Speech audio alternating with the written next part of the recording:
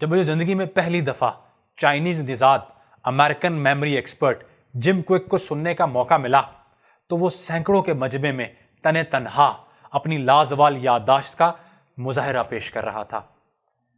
وہ ناظرین کے بتائے ہوئے ڈھیر سارے الفاظ کو یاد کر کے نہ صرف اپنی یادداشت کی نمائش کر رہا تھا بلکہ ان سے داد بھی وصول کر رہا تھا۔ جہاں پورا مجمع اس کے سحر میں گرفتار تھا وہیں میں دل ہی دل میں شرمندہ ہو رہا تھا، کیونکہ بچپن سے اپنی رٹا لگانے کی قابلیت جس پر میں بہت نازاں تھا مجھے بونی دکھائی دے رہی تھی۔ مگر پھر وقت گزرنے کے ساتھ ساتھ مجھ پر اس بات کی کلی کھلی کہ کسی بھی انسان کی یادداشت بہتر بنائی جا سکتی ہے، تو چاہے کوئی مرد ہو یا عورت، بچہ ہو یا بوڑھا، گورا ہو کہ کالا، کچھ ایسے اصول ہیں جو تمام انسانوں کی یادداشت پر یکساں لاگو ہوتے ہیں۔ جیسے کہ وہ چیز ہمیں یاد رہ جاتی ہے جس سے ہمارا سب سے پہلے سامنا ہوتا ہے۔ شاید اسی لیے کہا جاتا ہے first impression is the last impression. بالکل اسی طرح جو ریسنٹ واقعہ ہوتا ہے وہ ہماری یادداشت میں تازہ ہوتا ہے اور ہمیں یاد رہتا ہے۔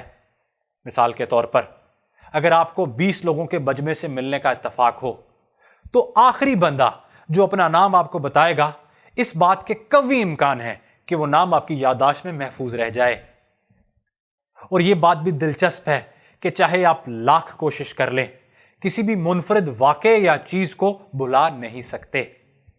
یہ بات بھی اٹل حقیقت ہے کہ جس چیز سے ہم پہلے سے آشنا ہوں اس کو یاد رکھنا آسان ہوتا ہے۔ یہی وجہ ہے کہ کسی ایسے شخص کا نام جس کا ہم نام پہلے سے ہمارے خاندان میں موجود ہو ہمیں یاد رہتا ہے۔